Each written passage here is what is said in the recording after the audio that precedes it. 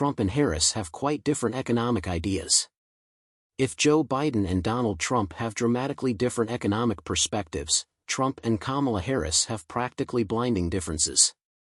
After replacing Biden as Democratic nominee, Harris has unveiled a wish list of proposals that go further than Biden's to help low- and middle-income Americans by lowering housing, child care, price gouging, and prescription drug costs.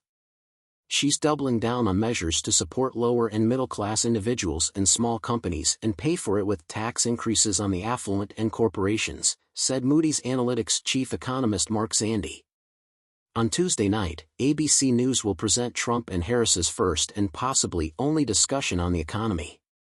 Economists say Harris's housing and child care initiatives may pass in a divided Congress. Nearly half of likely voters think Harris is too liberal, according to a New York Times Siena survey. She dropped her fracking ban support and now supports a lower capital gains tax rate for wealthy Americans than Biden. Harris supports what? What about Trump? Harris's trade, immigration, and tax policies are comparable to Biden's and would have similar effects on economic growth, jobs, and inflation, according to Moody's, Goldman Sachs, and the Penn-Wharton budget model.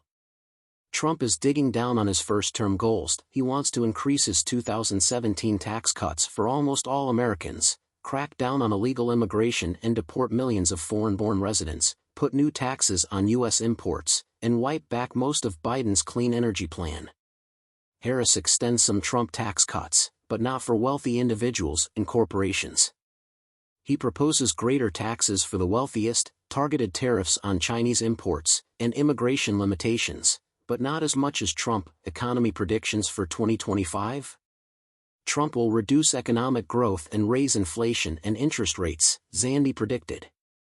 In an early September research, Goldman Sachs said the blow to growth from tariffs and tighter immigration policy will outweigh tax cuts under Trump. Trump tariffs will cost Americans $4,000 per year, argues Harris. Not all economists are optimistic. Harris's extra spending and middle-class tax cuts would slightly more than offset diminished investment owing to higher corporate tax rates, Goldman added. However, a split government would likely have little impact. Moody's predicted a mid-2025 recession from Trump's plan. His four-year reign had economic growth of 1.3%, compared to 2.1% under Harris before the epidemic. Moody's analysis reveals that Trump would raise inflation from 3% this year to 3.5% in 2025, compared to 2.4% under Harris.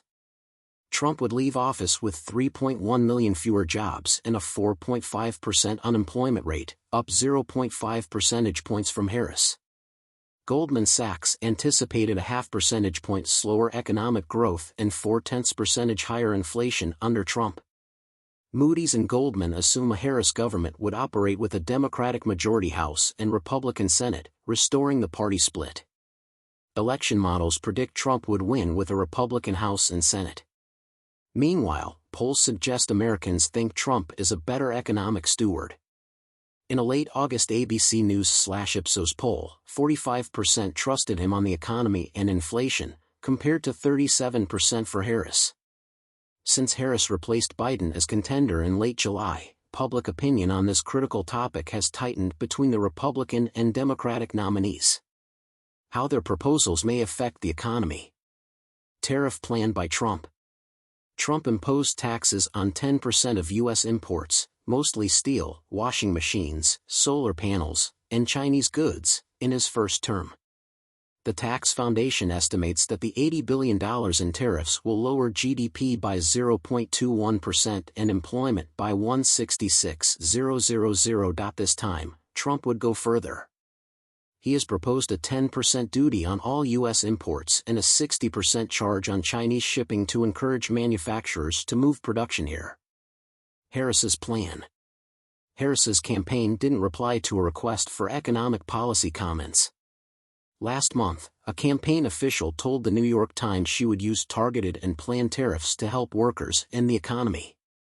Biden has also utilized narrowly defined tariffs to help U.S. industries compete with government-subsidized Chinese rivals, including a 100% tariff on Chinese electric vehicles and solar panels. Impact. Zandi claims Harris's tariffs would not hurt the economy. Moody's estimates that Trump's 10% charge would raise annual inflation by about 0.75 of a percentage point next year and a half point in 2026 as firms pass on higher expenses to consumers.